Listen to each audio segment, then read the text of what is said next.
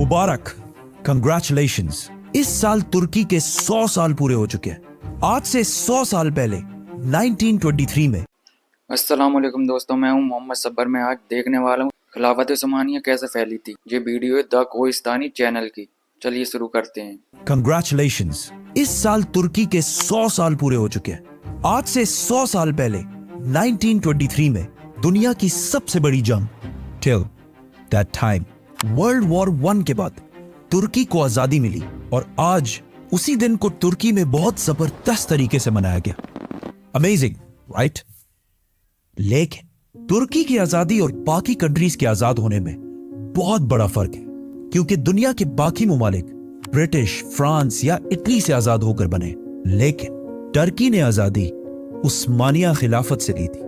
आज से 100 साल पहले टर्की के फाउंडर मुस्तफा कमाल अतातुर्क ने उस्मानिया खिलाफत को खत्म करके आखिरी खलीफा को तख्त से हटा दिया, जिसकी वजह से सिर्फ तुर्की नहीं बल्कि पूरी दुनिया से एक ऐसा निजाम जो पिछले 1300 साल से चल रहा था खत्म हो गया। खिलाफत। सुल्तान अब्दुल मजीद, दुनिया के आखिरी खलीफा, अपनी फैमिली के साथ हमेशा के लिए टर्की छोड़कर चले गए। सुल्तान अब्दुल मजीद के खानदान उस्मानिया ऑटोमन खानदान ने तुर्की पर 600 साल तक हुकूमत की, और सिर्फ तुर्की नहीं, इस खानदान ने 3 कॉन्टिनेंट्स पर, इस पूरे इलाके पर भी हुकूमत की। लेकिन ये इलाका, दिस पीस ऑफ लैंड जिसे आज हम टर्की के नाम से जानते हैं, ये असल में कभी टर्की था ही नहीं, बल्कि टर्किश लोग यहां से बहुत दूर इस इलाके सेंट्रल एशिया के रहने वाले लोग थे, जो आज काजाकिस्तान, उज्बेकिस्तान, तुर्कमानिस्तान कहलाते हैं। और इस इलाके जिसे हम टर्की कहते हैं, यहां ज्यादातर ग्रीक और रोमन्स रहते थे। हिस्ट्री में कभी भी टर्किश लोगों की कोई इंपॉर्टेंस या हैसियत नहीं थी, लेकिन आज से 1400 साल पहले इस्लाम के आने के बाद टर्किश लोगों की तारीख बिल्कुल बदल गई। असल में मोहम्मद सल्लल्लाहु अलैहि वसल्लम के बाद सबसे पहली खिलाफत राशिदा बहुत तेजी से फैलती गई, और मुसलमानों ने कुछ ही अरसे में रोमन और पर्शियन एम्पायर दोनों को फतह कर लिया। लेकिन खिलाफत राशिदा सिर्फ 30 साल के बाद खत्म हो गई, जिसके बाद उमैया खिलाफत ने पूरे मुसलमानों पर हुकूमत की और इस इस्लामिक एम्पायर को काफी हद तक और भी बढ़ाया। लेकिन उमैया खिलाफत में एक मसला यह था कि इनकी हुकूमत दुनिया के बहुत बड़े हिस्से पर थी, लेकिन ये अपनी एम्पायर में सिर्फ अरबियों को सबसे ज्यादा इंपॉर्टेंस देते थे, जिसकी वजह से बाकी इलाके इनसे इतना खुश नहीं थे। और इवेंचुअली 90 इयर्स बाद एक नए खानदान ने इनसे ये खिलाफत छीन ली और दुनिया में एक नई खिलाफत शुरू हुई, अब्बासी खिलाफत। अब्बासी खिलाफत और उमैया खिलाफत में एक बहुत बड़ा डिफरेंस ये था कि अब्बासी खिलाफत सिर्फ अरबियों को नहीं बल्कि अरब से बाहर रहने वाले बाकी मुसलमानों को भी अपनी हुकूमत में इंपॉर्टेंट पोजीशंस देने लगे, जिसकी वजह से पूरी दुनिया के बेस्ट लोग इनके कैपिटल बगदाद में जमा होना शुरू हुए, और ये सिटी बगदाद दुनिया की बेस्ट सिटी बन गई। अब्बासी खिलाफत के इस टाइम को इस्लाम का गोल्डन एज समझा जाता है। साइंस, मेडिसिन, टेक्नोलॉजी और इवन दुनिया की पहली film industry, story industry type, जिधर से दुनिया की सबसे फेमस स्टोरीज पैदा हुई, जिन्हें आज तक पूरी दुनिया जानती है, जैसे कि Aladdin, Ali Baba, They all know about Alibaba. Sinbad, जो आज भी बिलियंस ऑफ डॉलर्स कमा रहे हैं। इसको हम फिर डिस्कस करेंगे, तो subscribe. Aahista Aahista Islamic empire फैलती गई और सेंट्रल एशिया तक पहुंची, जहां पहली बार टर्किश कबीलों ने भी इस्लाम कबूल किया। और जिस टर्किश लीडर ने सबसे पहले इस्लाम कबूल किया, उसका नाम था सल्जूक। इसी सल्जूक की औलाद में से एक बेटे तुगरुल ने आगे जाकर इस पूरे इलाके को फतह कर लिया और यहां सल्जूक एम्पायर बनाए। लेकिन इस सल्जूक एम्पायर का बादशाह हमेशा सुल्तान कहलाता था, खलीफा नहीं। खलीफा सिर्फ उस अब्बासी सल्तनत के बादशाह को कहा जाता था, जो हमेशा सिर्फ अरबी ही होता था। सल्जूक सल्तनत की ताकत की वजह से टर्किश कबीले सेंट्रल एशिया से निकलकर हर तरफ फैलने लगे, और आहिस्ता आहिस्ता ये सल्तनत अनातोलिया, जिसे आज टर्की कहा जाता है, यहां तक पहुंचे और रोमन एम्पायर के साथ एक जंग में उन्हें बहुत बुरी तरह हरा दिया, जिसके बाद आज से 1000 साल पहले टर्किश लोग आहिस्ता आहिस्ता इस इलाके टर्की में आबाद होने लगे। सल्जूक सल्तनत के सबसे पावरफुल टर्किश कबीले हमेशा उनके कैपिटल ईरान के बहुत करीब रहते थे और जो कमजोर कबीले थे वो उनके कैपिटल से बहुत दूर इस एम्पायर के बॉर्डर्स के पास रहते थे। इन्हीं कमजोर कबीलों में से एक कबीले के सरदार का नाम उस्मान था। उस्मान के बारे में तारीख में बहुत कम ऑथेंटिक बातें लिखी, सिर्फ इतना पता है कि उनकी अनातोलिया टर्की में एक बहुत ही छोटे इलाके पर हुकूमत थी और आगे जाके उस्मान की औलाद ने आहिस्ता आहिस्ता इस पूरे इलाके को फतह कर लिया। ऑटोमन एम्पायर और बाकी इस्लामिक एम्पायर्स में बहुत बड़ा डिफरेंस था, क्योंकि बाकी इस्लामिक एम्पायर्स हमेशा आपस में लड़ते रहते थे, लेकिन ऑटोमन एम्पायर मुसलमानों को छोड़कर वेस्ट यूरोप की तरफ बढ़ने लगी और पहली दफा मुसलमान यूरोप को फतह करने लगे। और आखिर इसी उस्मानिया सल्तनत के एक बादशाह सुल्तान महमद फातेह ने कॉन्स्टेंटिनोपल को भी फतह कर लिया। और ये वो सिटी थी जिसके बारे में रसूलुल्लाह सल्लल्लाहु अलैहि वसल्लम ने पहले ही फरमाया था कि एक दिन मुसलमान इसे जरूर फतह करेंगे। इस्तांबुल की इस फतह को पूरी मुस्लिम दुनिया में बहुत जोरों शोर से मनाया गया, जिसके बाद पूरी दुनिया के मुसलमान अरबियों से ज्यादा ऑटोमन्स को अपना लीडर मानने लगे। लेकिन उस्मानिया सल्तनत के बादशाह उस वक्त भी सिर्फ सुल्तान कहलाते थे, खलीफा नहीं।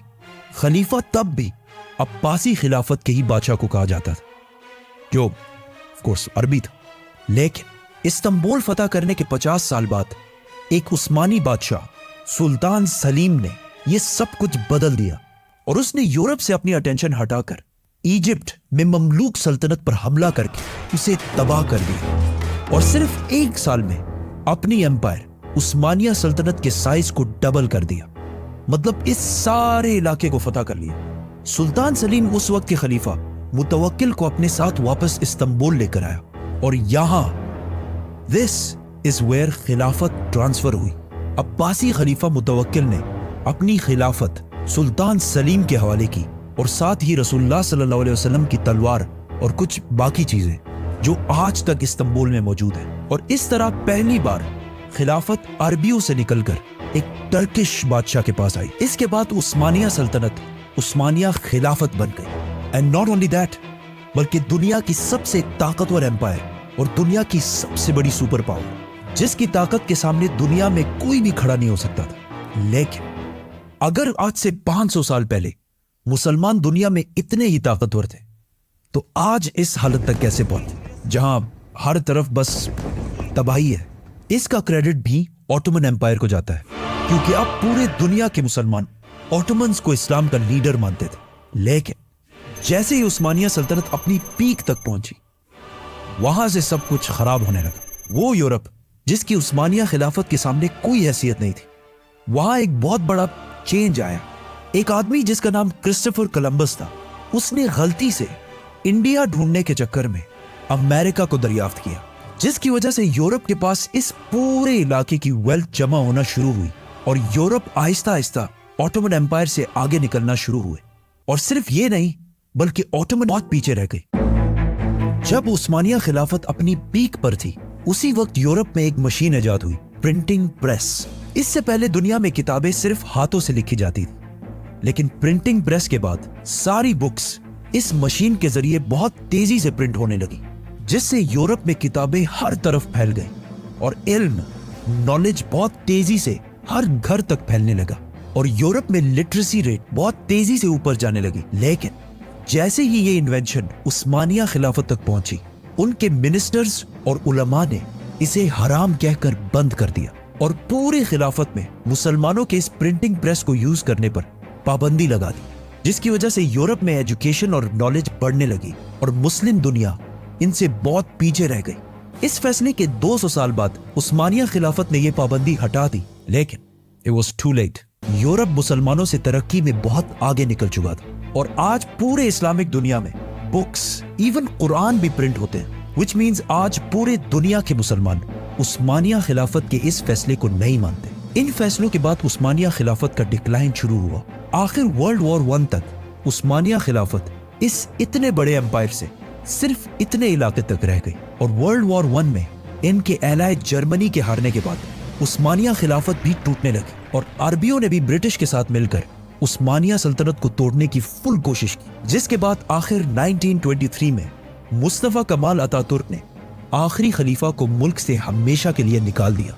और अतातुर्क की खिलाफत से इतनी नफरत थी कि खिलाफत खत्म करने के बाद उसने टर्की को बिल्कुल बदलने की कोशिश की और इस्लाम और खिलाफत को टर्की से हमेशा के लिए खत्म करने का प्लान बनाया, जिसमें उसने बहुत ही अजीब किस्म की रिफॉर्म्स की। फॉर एग्जाम्पल, टर्किश हमेशा ऐसे अरबी स्टाइल में लिखी जाती थी, अतातुर्क ने इसे ऐसे यूरोपियन स्टाइल में बदल दिया और हिजाब पर भी पाबंदी लगा दी और इवन अजान पर भी पाबंदी लगा दी। अरबी अजान पर, जिसके बाद तुर्की के मस्जिदों में 18 साल तक टर्किश जबान में अजान दी जाती थी और ये अजान देते हुए अल्लाह को अल्लाह कहने की भी इजाजत नहीं थी, बल्कि अल्लाह को टर्किश लफ्ज तंग्र कहना जरूरी था। जिसके बाद जो भी इन रिफॉर्म्स को चेंज करने की कोशिश करता था उसे टर्की की फौज कू करके ताकत से हटा देती थी और इस तरह आखिर 1924 में खिलाफत का निजाम दुनिया से खत्म हो गया और आज खिलाफत के इस निजाम को दुनिया से खत्म हुए 100 साल पूरे हो चुके हैं। तो